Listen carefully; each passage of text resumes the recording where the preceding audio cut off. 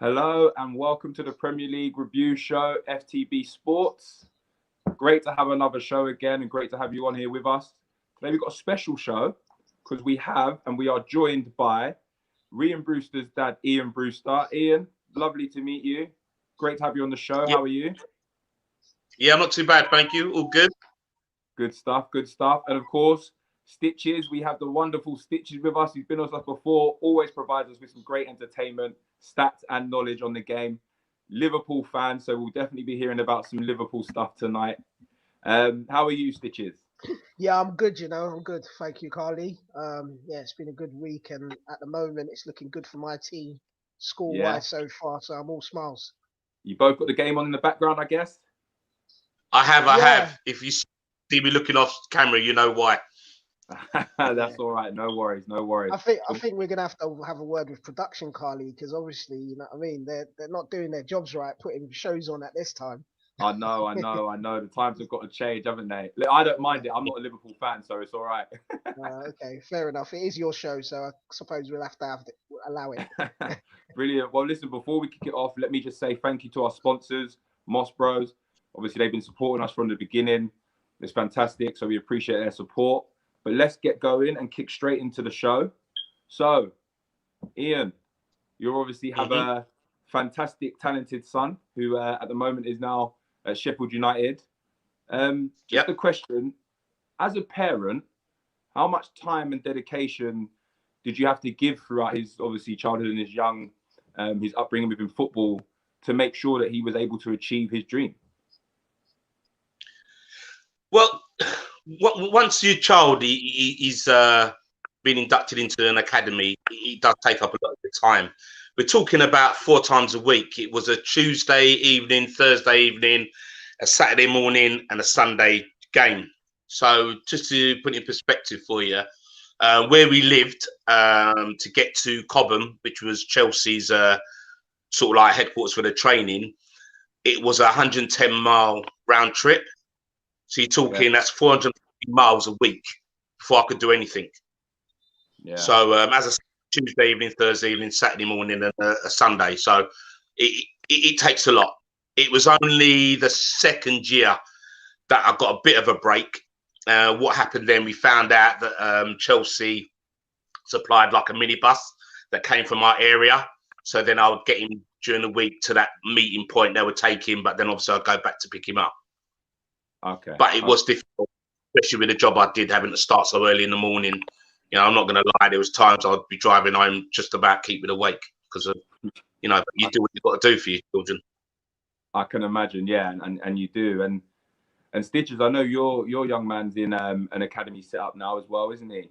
Yeah, well, he's in what you call pre-academy at the moment because he's not turned 8 yet. So it's the summer after you turn 8 that you can sign a contract. Yeah.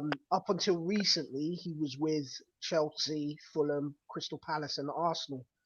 So I've done that journey that Ian was just describing down to Cobham a few times.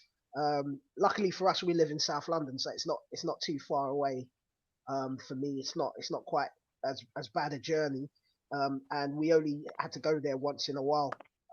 But yeah, I've now released him, so our path has deviated somewhat from the one that Rian took, but we are still with Arsenal, Fulham, and Crystal Palace, and hopefully over the next few months we should receive an offer to join the academy from one of those.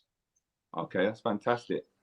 And I suppose it's funny because I've obviously been through the academy journey. Mine was a little bit different because I come in late, so I kind of got those experiences a lot later.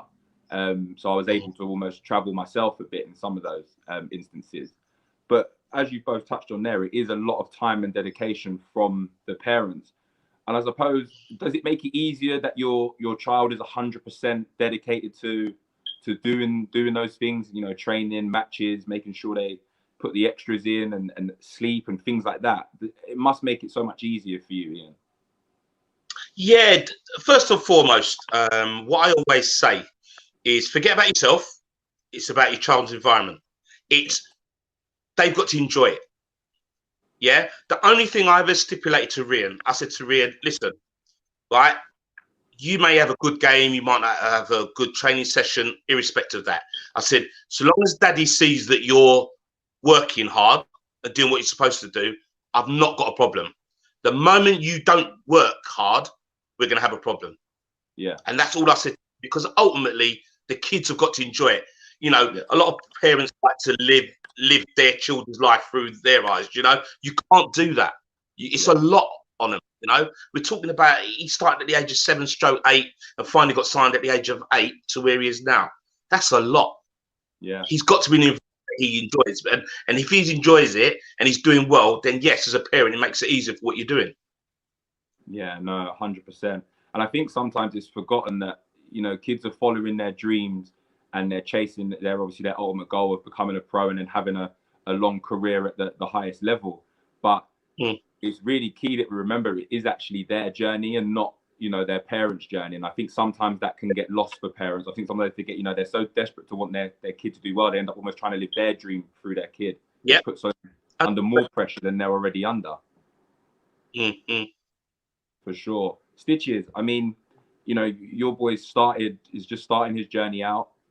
He's already faced a little bit of disappointment, which I think is going to be fantastic for us to talk about, because that's going to be something that's going to happen along his journey. And I imagine something that Ian experienced throughout his journey, Ian.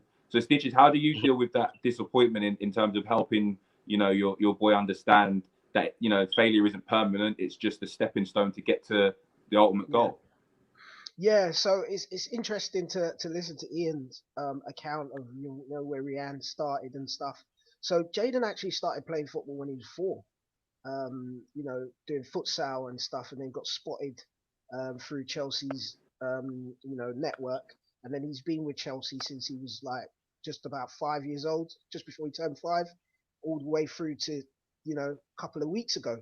And you know, for me, I had a discussion with my fiance, my missus, and you know, we talked about it, and she was of the mindset that we should just protect him from it and not tell him. And I've always said I'll always be honest with my boy. I'm his biggest fan, but I feel like part of what we have to do as parents is prepare them for the mental side of the game. Because the last thing I want to do is lie to my boy and tell him, you know, give him an excuse about why we're not going to Chelsea anymore.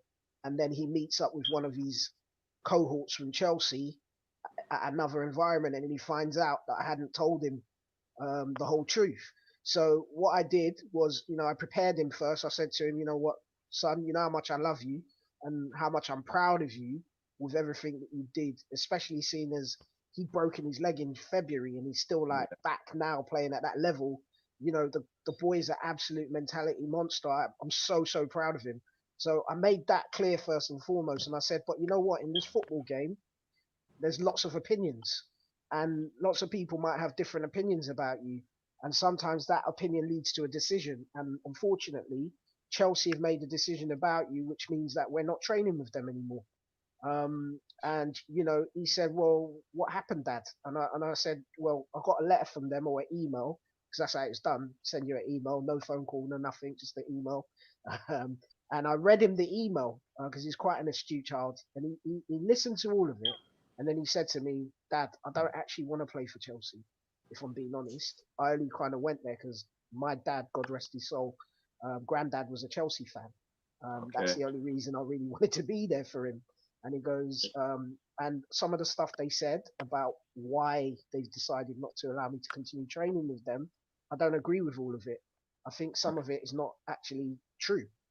And I said, "Well, son, you know, what are you going to do about that?" And he said to me, "Well, you know, I'm going to prove them wrong. They're going to want me again in the future, and I'm not going to want to play for them." And I was like, you know what? I almost cried because I was so worried as a parent. Like, how's he going to handle this, given the amount of disappointment and heartache he's had in his young life? And you know, you want to protect them from that, but I feel sometimes in being overprotective, you're not preparing them for realities. This is the game. This is what happens. You know. Totally agree. So so you know, when we broke it down like that, and I got home, I told my missus, I told him. She was like, "What are you doing?" And I told her how he handled it, and she was like, "Oh, okay then." You know, but you know, there's that father and son bond. I've always said I'll give him honesty, always. It's about how I deliver it, but I will always tell him the truth. If he's going to ask me a question, I'm not gonna like sugarcoat it. I'll tell him the honest truth, but it's about preparing him for that delivery. And I want him to be mentally strong. Yeah. And I think that's one of his strengths. So I'm so proud of him in that moment. Yeah, that's fantastic. I'm a massive advocate of preparation over protection, because 100%. like you said there, I think sometimes when you sugarcoat things, you're actually doing more of a disservice, aren't you? Because then they're not prepared for these situations that may arise, not just in football, but maybe in life in general, and then it becomes a struggle for them. I've got a son myself and 2 daughters, so that was something that I always wanted to try and be as a parent, is to try and really prepare them to deal with things rather than protecting them from them and then not giving them the tools to be able to deal with them. Absolutely. Absolutely. A lot of people say it's the snowflake generation and all that. I hate those words. But I do feel like we were brought up a bit harsher when we were growing up. And in that quest to overprotect our children, we are actually sometimes causing harm. So it's a fine balance, and each parent has to make a call on it. But that was the way we chose to go. Agree. Ian, I imagine you would have been the same in terms of preparing Rian for his journey rather than protecting him from it. The same, Karleigh. I think over time, I always say to me, there's no rule book in how to bring up a child. Yeah. However, what I do believe in is sometimes as parents, we don't actually give our kids enough credit. Agree. Right, to be able to situations. Yeah. And therefore, like you said earlier, we have to prepare them, because life isn't as simple as that. Because as you said, if you sugarcoat it, as they get older, when they go for job interviews and they don't get it, then it's going to be like, oh, what's going on? We need to prepare them from a young age. Yeah. So like as Stitches said, he did the right thing. That's exactly, if it happened to me, what I would have done. I'd have broke it down. I used to prepare Rian. The way I prepared Rian was, yes, I've not experienced obviously the rejection side of it. He hasn't. But when it was time for renewal for the registration, I used to always tell Rian at the time, even though I was pretty confident he would get through, I used to make out to him that he used to just get by. Yeah. So when it was time for that, I would say, oh, I'm hearing that they're not too sure on, certain things, aspects of your game. So he was like, what? I said, I think you need to work on it, son. Yeah. So eventually, when we got the letter saying, yes, he's through to, we're keeping him for another 2 years, X, Y, and Z, he used to, it was like he had achieved something more. Yeah. Because you've got to keep him grounded. Yeah. Just in case he does, then obviously you don't get picked. Yeah, no, I 100% agree. It's funny actually, because football's one of those industries where you go and it's all about the team ethic, but especially when you're going through your academy journey, it's really important that you focus on yourself as well, because ultimately the ultimate goal is to get yourself a pro contract and have a professional career.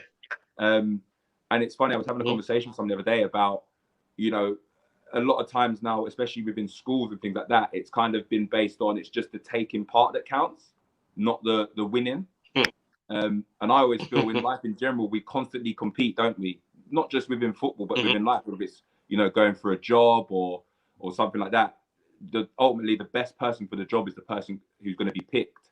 So if you go into everything just happy to take part, you never really push yourself to the best level, do you? For yourself. So I imagine that both of you would agree with that, from a young age, you should try and help kids understand that competition is important. And of course, it's not about just competing against others, but competing with yourself to make sure that you try and be the best version of yourself every single day. I used to tell Ria, team came in is when they played on the pitch on the Sunday. Yeah. That's the only time it was a part of the team. When he trained, everything else was about him. So when you trained, you made sure the best of what you could do in X, Y, and Z, work on your weakness, X, Y, Z. It's not about your teammate, it's about you. Because I used to say to him, you might think it's your mates or your team, but ultimately, not all of you are going to make it. And when it's that time for that cut, some of your friends may not be there anymore. So you need to make sure you're doing what you need to do. Yes, when you play on the Sunday and you're playing 11th side, if a guy's in a better position than you, giving the ball, I've not got a problem with that. Yeah, that's the only time the team came in. The rest of it, It's about you, because you come up to Cobham at the time 4 times a week to your aim to be a professional footballer. End of. That's it. And that's what I instilled into him from day one. Yeah, that's clearly worked, because he's carving himself out a fantastic career. He's playing at the top level in arguably the biggest league in the world. So the things that you instilled in him from a young age was obviously paying dividends. Definitely. That's brilliant. Say Stitches. Yeah, I'm just saying, I'm picking up gems here. Like, this is words of wisdom I'm picking up. So I've been slightly different with Jayden Ray, because obviously they started at such a young age. And what's interesting is that there was a collective of boys that he trained with at Chelsea. And, after a while, Chelsea being the elite club that it is, you see these boys at all the other clubs. So they're like his little network of friends. And what I've always said to him is, we discuss things, right? And I always say to him, this boy's got this attribute that's really good. You've got this attribute that's really good, but do you think you can learn off him? Can you see what he does really well? Can you bring that into your game? So where one child might be a bit more physical than Jayden Ray is at the moment in time, what I'd do is I'd say to him, play with that boy, learn to cope with his physicality. Because if you can deal with what he brings to the table, you've added to your game. So at the training sessions, he's always like, don't shy away from the challenge. Always step up to it. But it is interesting what Ian says in another regard, that I've noticed that with our mindset, or my mindset, when you learn to play the game, you learn about passing and moving and reading the game and making those kind of decisions. But at the level that they're at, the clubs don't care about that. They just want to see the kids that can run around 3 people and score, and don't think about the pass. So I'm having to now teach Jayden to take responsibility. Where, I know you made the right decision in making that pass, but could you have beaten the man? Could you have done it yourself? And that's a balance in itself, because you don't want to change him as a player too much, because he's doing good things that he's going to need later on. But right now, if you want him to shine, you need him to be able to show his individual brilliance at all times. So it's just curious. Yeah. Glad you said. So can I just butt in there, Karleigh? Yeah. Right. I'll tell you what. Hearing you say that, Stitches, right? I used to say to Rian, you imagine this, every training session, we would discuss, and I'd say, how did you do this and that? And I found that his early years, oh yeah, Dad, I did this, I took that man on, da-da-da-da. Then he got to mid, maybe 12, 13 or whatever, he started to talk, and then he started saying the word lend a lot. I'm going, what do you mean lend? I said, how comes every time Daddy speaks to you, he say lend it? Oh yeah, Dad, like pass it on and that. I said, right. I said, hold on a minute. I said, son, have you stopped learning how to do a skill? He went, no. I said, so if you was confronted with 2 men, you'd know what to do. Yeah, Dad. I said, because listen, I don't want you to lose that individuality. When Chelsea spotted you, you took on the whole team and scored top bins. That's what they brought you here for, because they saw what you could do. Don't lose that. Yeah. He went, no, Dad. To be fair, I even had a word with Chelsea about it at the time, and had that conversation, about what's their philosophy on because sometimes I fear that at times with academies, it's like sometimes they could turn our kids into robots. Yeah. And they lose that individuality, that flair. I used to say to Rian, I'm gonna give you a task, because what a lot of people don't know his history. Everyone thinks he's a striker. He wasn't always a striker. He used to play right wing. Yeah, score goals for fun on the right wing, take people on, great cross, X, Y, and Z. Then there was a little spell where they actually played him as a number 10. And I remember saying to the coach, "Oh, I never see that. Like, why did you put him as a 10?" And they said, look, because Rian, his football brain is so good that he could draw players. Right, but then he's cute enough to slip someone in, so he can create. We put him in the middle of the pitch, he can create. I mean, good. So as time went on, Rian loved it, he enjoyed it. He said, Dad, I'm seeing more of the ball now. Yeah, right. So I said to him, okay. So I said, I'm going to ask you to do something. He goes, well, I says, I want you, right, to be the first black number 10 in this country for creativity.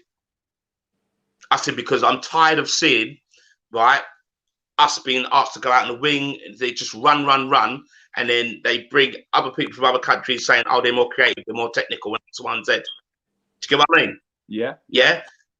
Turned around and I said, "I want you to be that player," and he said, "Yeah, Dad, I'll do that." It's not until obviously he went to Liverpool that they changed it from obviously winning, and they put him as an out-and-out striker. But for me, as a whole, for academies, I think at times, not all the time, they don't allow the kids to express themselves. And I think that's a detriment to some of our players. However, I do feel some of the guys now, the new breed, like your Sanchos, your Callum Hudson-Odoi, those sort of players, I think they're bucking the trend. Their attitude is, I can do it, so I'm going to do it. Yeah, it's a and I love that, isn't it? Yeah, I love it. Of both. Yeah, because when Ryan was in the World Cup, I even said to him, because when they were playing Brazil, and I said to him, like, "How did you feel like having to play against them?" He said, "Dad, we had a team meeting, and we turned around and said, look, we know Brazil's a good side, but they're only as good as much as we let them have the ball." And their attitude, and I think that's so refreshing. Where over the years we've grown up and watching England play Brazil, it's like we sit in awe of them and watch them play. These boys said, "No, we're going to stick it to you," and that's what they do.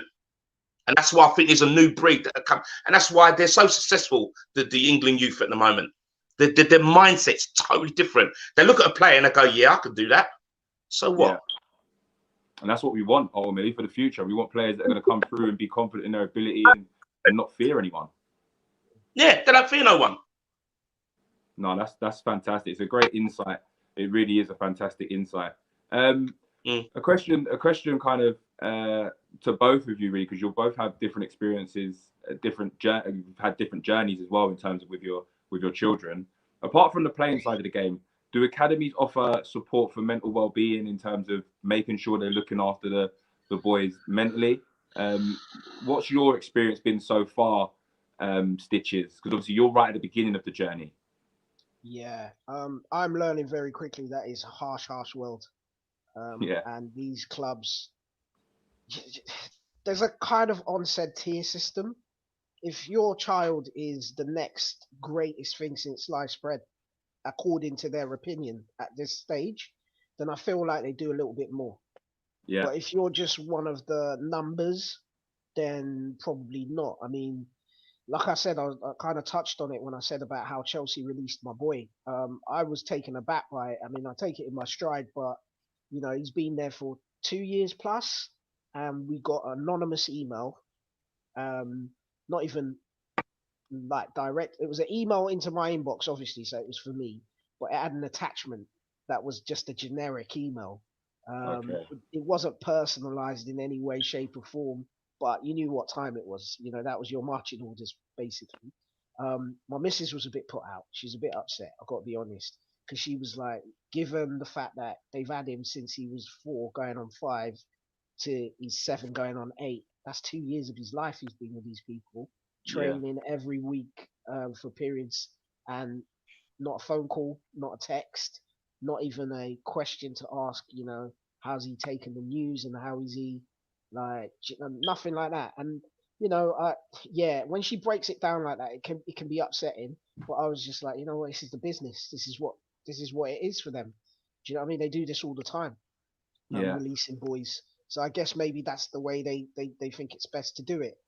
Where I was a bit more, I say, interested to see how they dealt with things was when Jaden broke his leg in February this year. You know, he broke it at training at Crystal Palace. And it just so happens that some of those coaches also work at his grassroots club. So, you know, whilst there was a lot of well-being, there was a lot of like people checking in on him and people wanting to know that he was doing well, I was shocked that there hadn't been any kind of official communication from the club, you know, about it or anything in terms of, you know, how they're going to help him with rehab and that. Chelsea, to their credit, actually offered. They offered, but obviously COVID happened, and we couldn't go up to Cobham to get any kind of specialist treatment. So all the treatment he had was just the fact that we're in a fortunate position where we could pay for private medical care. And that's why we were able to get him the best treatment. And everything that we've has been done to get him back to where he is now, we did off our own backs.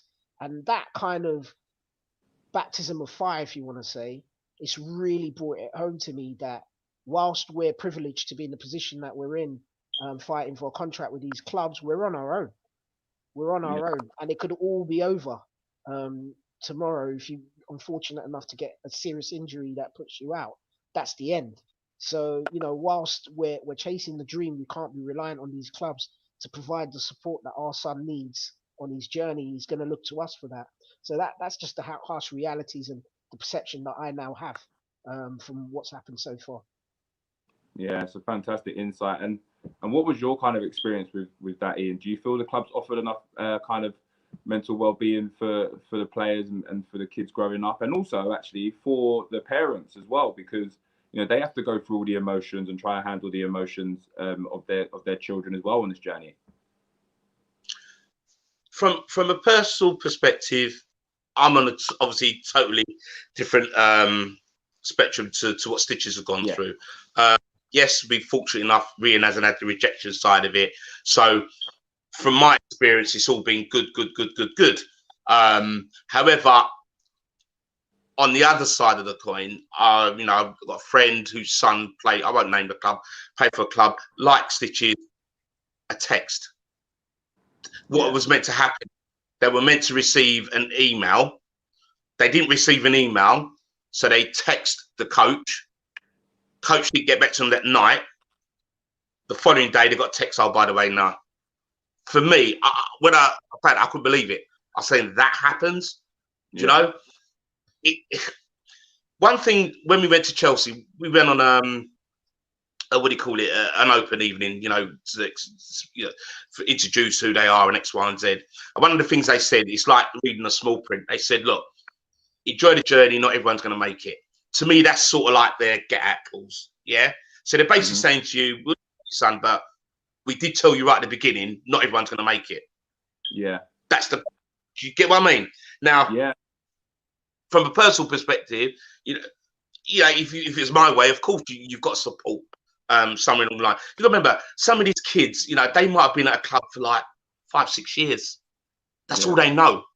They've cut out the normal play with their mates, They've dedicated their time to this club. And it's like, do you know what? Not good enough. See you later. It's so cutthroat. Strong. They've got to somewhere along the line provide something. I haven't got the answer.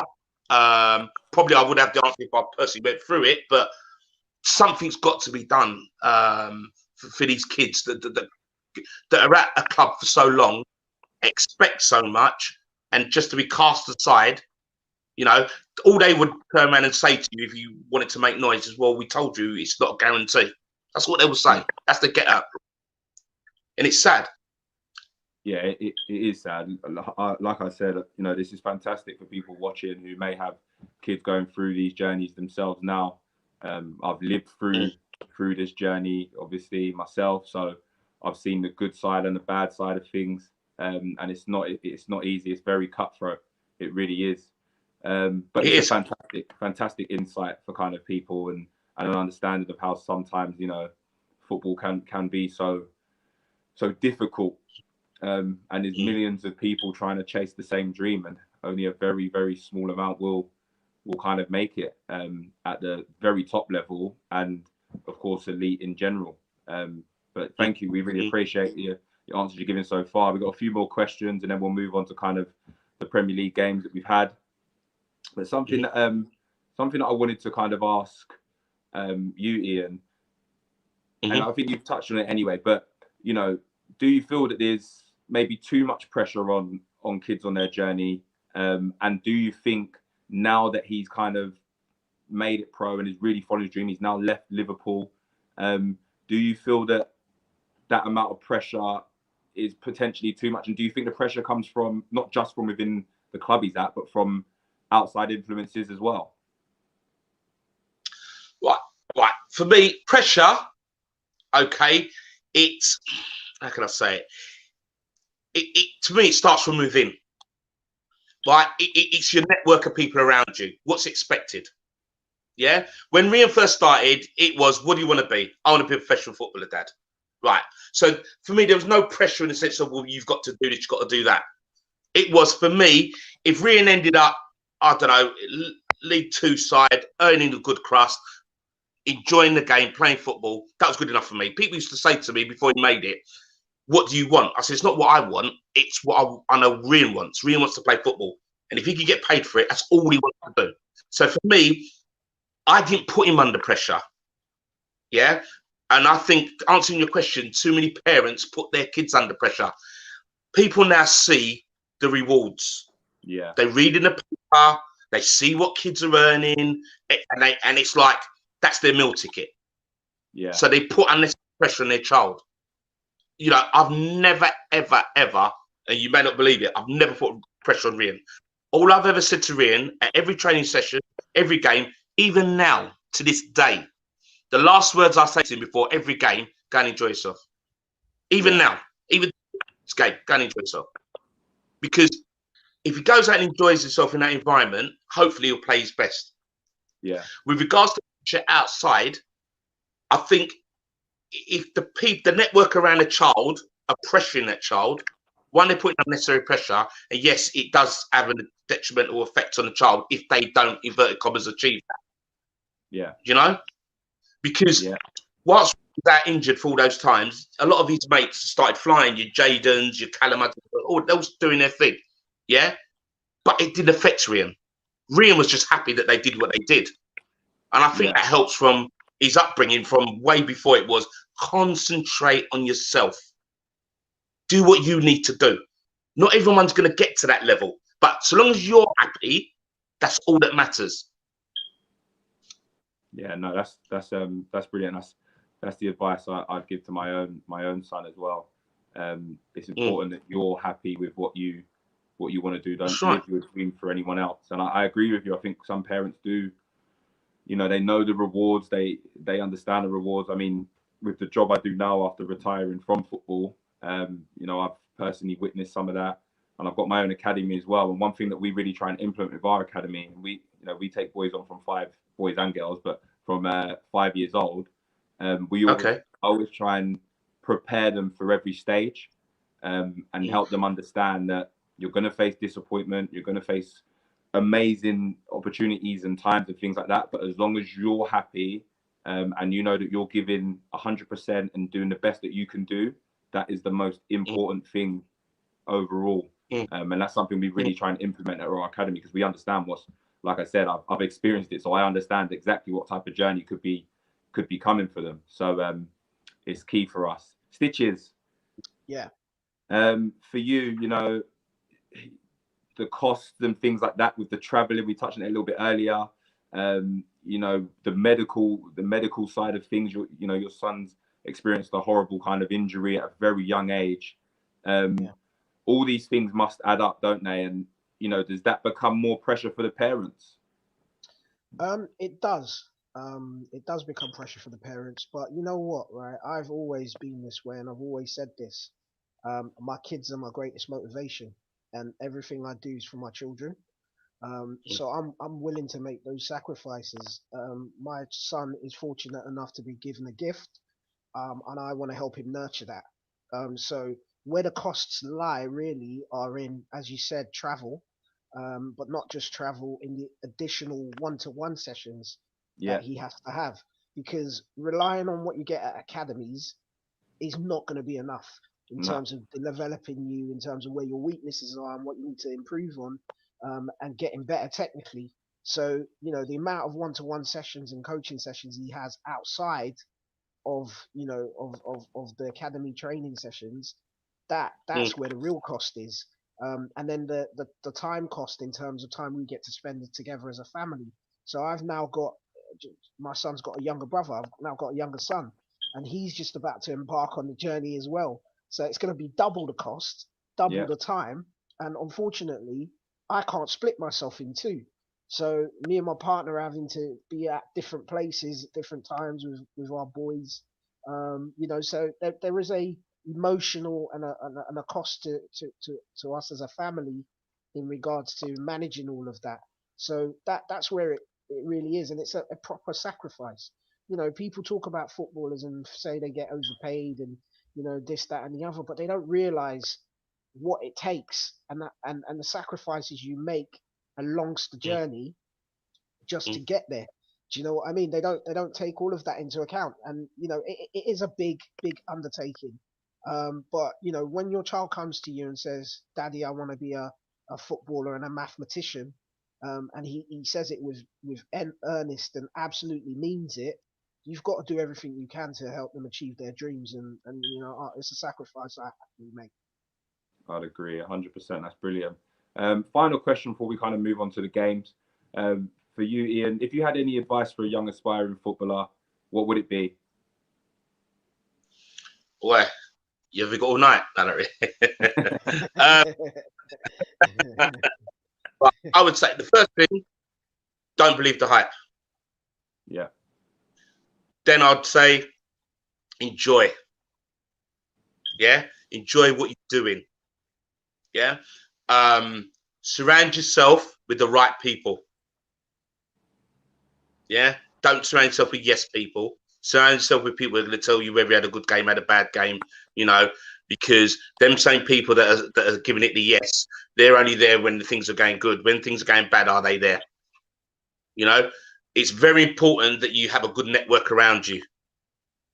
Yeah, but ultimately, like I said to you right at the beginning, don't believe the hype. Don't get caught up in you have a couple of good games, people tell you how great you are, you think that's it. Yeah, always work hard, listen. Yeah, and never, what was I gonna say? Never, always walk off the pitch knowing you couldn't have given any more. Yeah, They're like the fundamentals, but they're like the fundamentals that I say. I wholeheartedly agree with you there. I think that's fantastic, and I think that's some great notes for kind of some people to take. I 100% agree with you. That's fantastic. I really enjoyed that conversation. That was brilliant. Thank you for giving us an insight to both of your journeys and obviously your children's journeys. And I wish them all the best of luck. Obviously, Rian's doing fantastic. I hope he continues to go from strength to strength. And Jaden, I look forward to seeing him in the Prem one day. Stitches. That's the dream. That's the dream.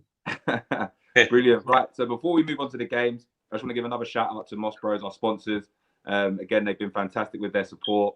They've also got a 15% discount code that should be all on our social media and obviously on this video as well. So make sure you get your 15% discount once lockdown's finished.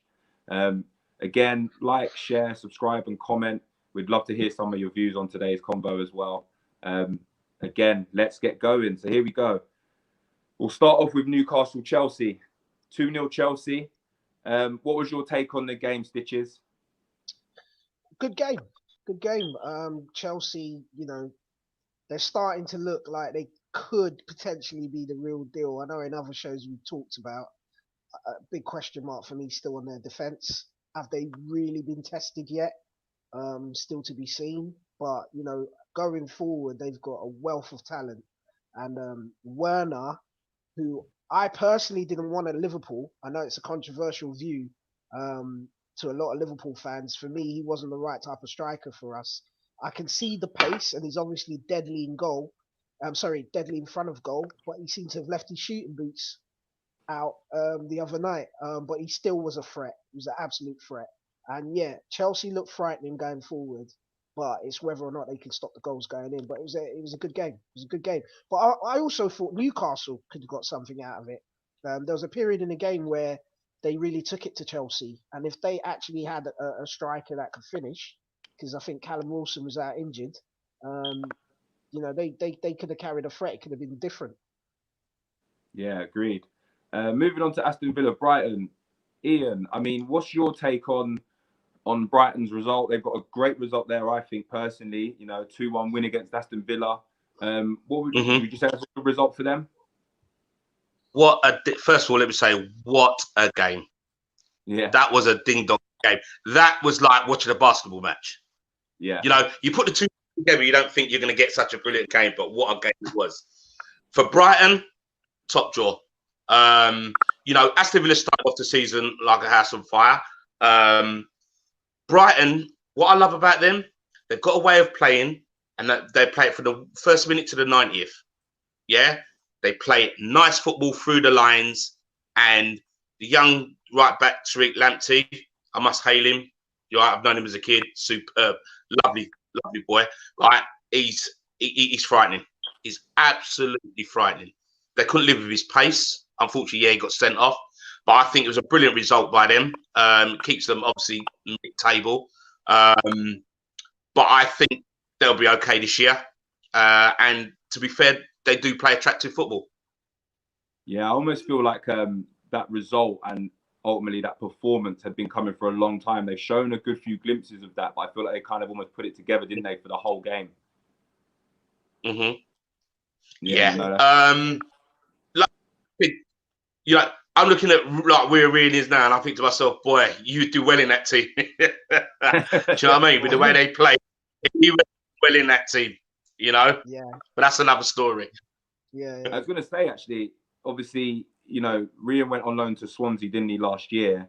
And, yeah, Swansea are very similar in the way they played to Brighton, and Rian was fantastic in that Swansea team and obviously done really well there. So I can understand when you say that would be a team that Rian really fits well into. Do you know what in life? It's sometimes you live and die by your decisions. Yeah. Yeah. Sometimes you make the right one, sometimes you make the wrong one. Sometimes it could be harder, sometimes it could be easier. It is what it is. It's life. And it's the life of a footballer. You move on, you hope it works out, you hope it, so forth. But I relate it to, say, boxing. Sometimes you can have a good boxer, fights another boxer, he's not as good as him, but he beats him. And then when they break the fight down, it's all about styles. Yeah. Yeah. People say he exposed certain weaknesses because of his style. Well, for a person, that really between the lines, you know what I'm trying to say. At the end of the day, it's about styles.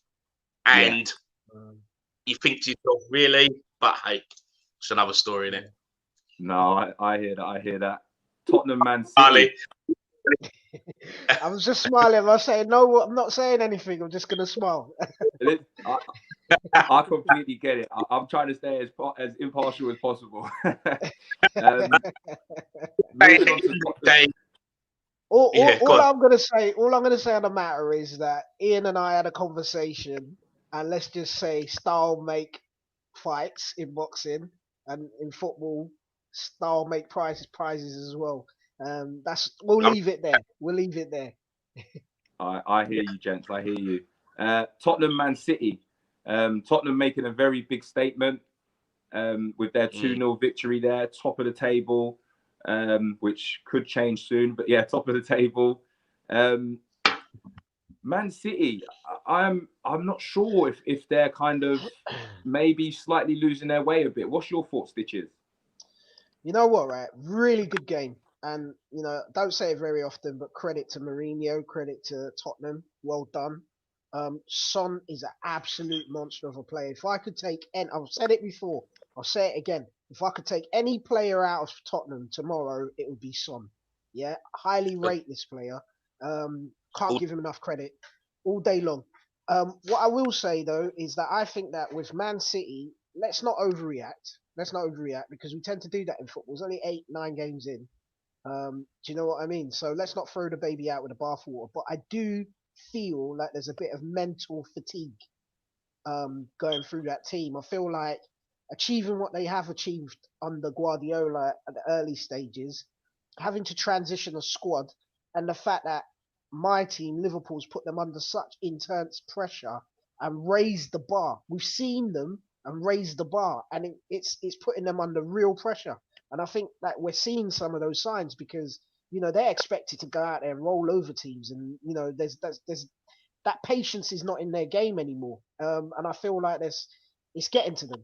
It's getting to them. And I feel that Guardiola's probably looking at this. He signed a new 2-year deal now. He's looking at this and he's thinking, how can I transition this team? That's what I think. And they're obviously missing Aguero as well, which is, he's a big part of the goals that they get and stuff. On the Tottenham side, I think the biggest compliment that I can give Tottenham is to say that Jose Mourinho has obviously had a look at Liverpool and he's turned Harry Kane into what Firmino used to be, or he's got him playing as closely as he can to that. And I have to say, in all honesty, I didn't think Kane had it in him. I didn't see it coming. didn't think Kane had it in him. I thought he was a very individual player, a very selfish player.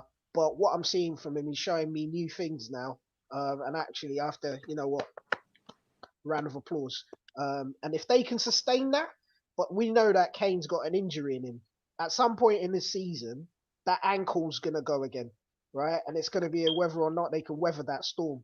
But the most astute signing they've made is the guy that they got from Southampton. I think he's just absolutely sorted out their midfield in terms of adding a bit of skill. And I think, yeah, like Jose might be able to pull off a madness, but let's see again at the end of the year or in January. Let's see where they are then. I was going to say, Ian, do you think we're seeing a bit of Mourinho of old now? Obviously, he's had not a great experience at Man United, had a bit of time out from the game. For me, that performance showed kind of, you know, Mourinho back to his best in terms of being a fantastic tactician, making sure his team is the team that he wants in terms of them being defensively solid, but able to go and create goals and really break down teams mentally. Do you feel Mourinho's kind of putting his stamp back on things and is heading in the right direction with Spurs? Right. In the short answer, jury's still out for me, and I'll explain why. I personally felt that he's gone past himself, to be honest with you. He's type of football, X, Y, and Z, right? The reason why I think the jury's still out for me is no matter what Mourinho does, he's always been known as a party pooper, yeah? And whatever team he manages, he spoils it for the other big team. I.e., he's playing Man City. If there's one manager you don't want to be facing, it's him. And he managed to do that. When they start knocking down the other teams where he doesn't really have to be at it, so to speak, and getting their heads and so forth, right? Then let's see if he's still got the same sort of like attitude for the boys and X, Y, and Z. For that game, you got to remember he doesn't like Pep. So you can imagine he was winding them boys up. You know, they're playing for their places. You don't lose this game, blah, blah, blah. Yeah? So for me, yes, part of it. Yeah, but for me, consistency over the season, we'll talk about that at the end. Do you know what I mean? Fair enough. Fair enough. I think we've got a question here actually for you, Ian. What do you make of the story the newspapers had about Rashford buying homes for his family? Do you believe they have unfairly treated him? Okay. I'll say one name to that. Phil Foden. Yeah. Right? I see. You know exactly what I'm going to say. Yeah? Another name, Raheem Sterling. Yeah? Yeah. Now, obviously, I've got to be careful how I answer this, but you can understand what I'm trying to say. At the end of the day, right, these guys earn a lot of money. Now, if they want to buy something for their family to the level of a home, car, whatever, then so be it. Yeah? My only concern is, why is it when one player does it, it's, oh, he's so good, look at him, he's well brought up, X, Y, and Z. Another guy does it, and he's a flash Harry. Yeah. Listen, I don't get it. Sugarcoat it. I'm not going to sugarcoat it like you. I'll just talk the thing how it is, yeah? They've got one thing in common. They're black. Right? The things. They're black. That's the way it is. It's plain and simple. If you look at the reporting... Of course, it's unfairly true. Yeah. Right? The guy done that with regards to the school dinners and that, got knighted. Brilliant. Absolutely brilliant. But you know what? They build you up to break you down. Yeah. So in one hand, giving him that, and they couldn't wait for the next thing to bring him down with regards to the buying of the house. That's a lot of crap. I'm not having it. Not having it. Do you know what? Do what you need to do, my brother. Right? Do it. So in the person who asked that question, yes, I do think that he's unfairly treated. Bang out of order. Yeah, I am. Listen, I know I've got to be the host, but I agree with you. For me, I think it's fantastic for young black males and females to see someone doing something so positive, and also at the same time being clever with his money by investing in property and trying to look after future generations. So for me, he's doing the best of both worlds. And I'm sure no matter what color you are, if you have that kind of sense or the right people around you to guide you in that way, we'd all be doing the same. Exactly. 100%. I don't. No one does it. Crack on, do it, but don't make an issue out of one person doing it and the other doing it, and there's a difference. That's what I think's bang out of order. Yeah, no, I fully agree. I fully agree. Moving on, Manchester United 1-0 against West Brom. Listen, Man United are still in a very funny place. Ollie's job's been talked about many a time. I'm not going to talk about Man United so much because I think we speak about them so much on this show. So we'll talk about West Brom. We'll give West Brom a bit of airtime. They're looking like they could be in real trouble this year, don't they? I think they've been hard done by, you know. I think they've been very hard done by. They had a legit penalty. Yeah. Don't understand why it was like they were determined for United to win that game. Yeah. I'm like, they've been getting. Someone's got to do a expose on the number of penalties Man United have had this season. It's really got to be done. Like, they're out for the record again, which is their record, by the way, which they broke last season. So they're looking to break their own record of penalties this season. It's shocking. I mean, I don't understand. Like, I don't understand. And then for them to have a penalty, miss it, yes, the guy jumped off the line, but get another opportunity to take it again. If I'm Bilic, I'm pulling out my hair if I've got any hair left. You know, and there was a foul in the lead up to the penalty for United as well, which apparently VAR was supposed to have a look at, because you're meant to look out for foul play in the lead up to the penalty, which they didn't even look at. You know what? West Brom, it's going to be a long season for them, very long season for them, especially if they're not going to get the rub of the green. As happened the other night. It's harsh. Yeah, it'll be tough for them.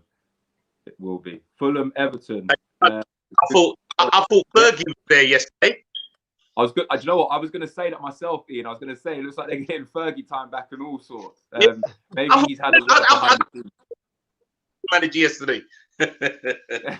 Maybe Fergie's the one managing VAR. That's what it is.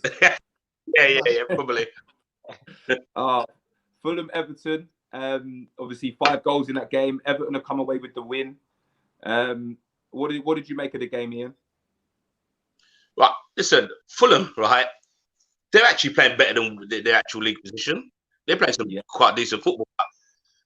The defense is just woeful. But it's, do you know what? I know it sounds horrible, but from a selfish perspective, and obviously where Rian is, yes, I'm glad they lost, but do you know what? You know, like Rian, they got 6 points next week. I don't care what anyone says. They're playing West Brom. But at the end of the day, you have to feel for Fulham in some respect, because they do play some decent football. But the results are the name of the game. And if you're conceding goals, you're going to lose games. Yeah, it's a results business, isn't it? And, you know, they're putting themselves in a very tough position to really kind of come out of it, in fairness. Sheffield United, West Ham. I should ask you this one, I suppose, Ian. Go on, by the way. Sheffield United are struggling at the moment, aren't they? And obviously, you know, you'll know a little bit more in terms of things. But do you fear for Sheffield United a bit? Yeah. I thought that would be the answer. You know what it is, right? Look, I'm being real. At the end of the day, when you're playing the Premiership, you might get 1 or 2 chances. That's the difference between playing the Championship and playing Premiership. Yeah, you might get 1 or 2 chances. See, when you get a chance, you've got to bury. End of. You got to bury. Right? Especially when you're down there, you've got to bury. For me, looking at the game, why I fear for them is don't create anything. Yeah. For me, they don't. And that's my biggest worry. They don't create. And the fact that you don't create, you know, people talk, you know, when you read social media, you see, bought Rian for 23.5 million, like, what a waste of money, blah, blah, blah, whatever. You know, yeah, everyone's the right to their opinion, you know. But you could pay 50p for a striker. If you don't get the service, how do you expect to score a goal? Yeah. At the end of the day. Yeah. So earlier, what we said about styles, that's what I was trying to say. But yeah. Do I fear for them? 100%. I'll tell you what. There's talk about the 10 games leading up to Christmas. Yeah. Today, I felt they had to get a result. Next week, they have to double them more than get a result. A draw's double to any one of them.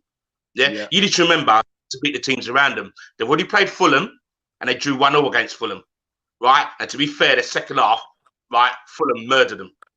Yeah, in the second half. So I don't know.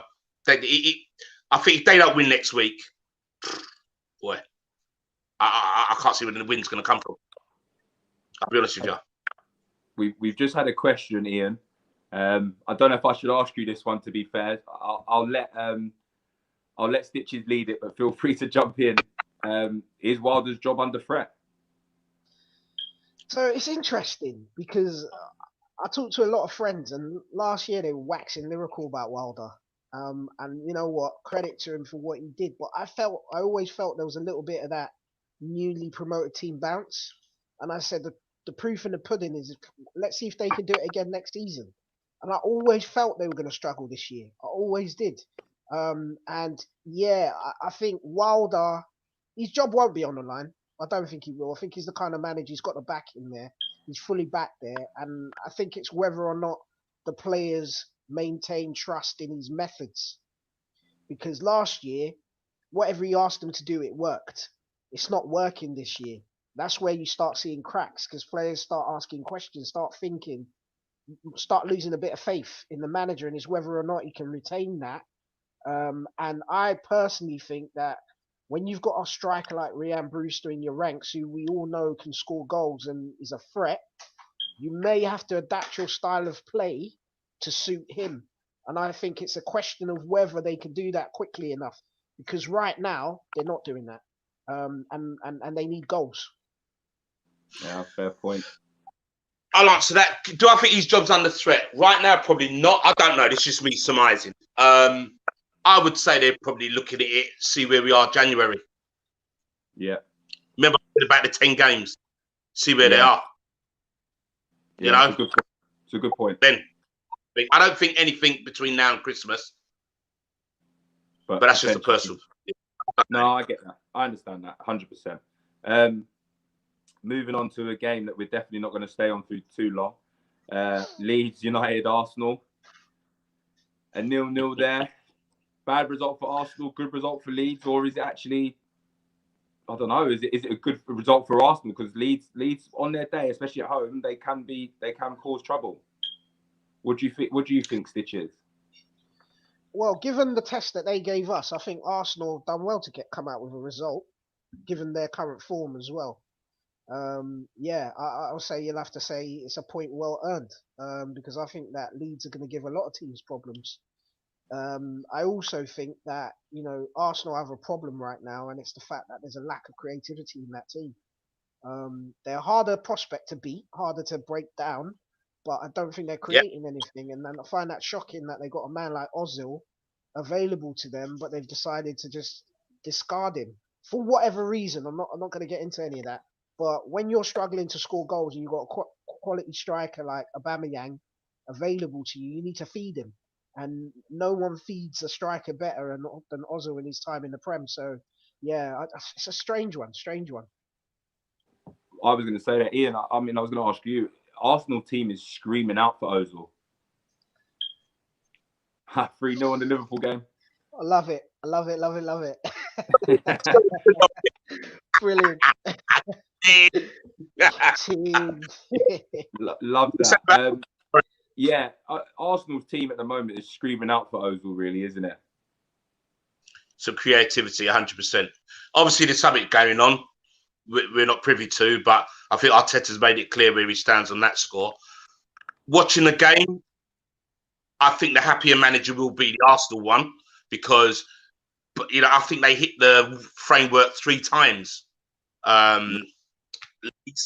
They're all over him. But then again, you need to remember they had a man down after what happened with Pepe and their playing. People used to get so, a lot of Arsenal people I know, like, they were getting all happy when they beat us in the Carabao and all that, and they beat us just before the end of last season when we won the Giving It Large. And I said, calm down. As Stitchy said, Arteta's made it harder for them to beat, to be beaten.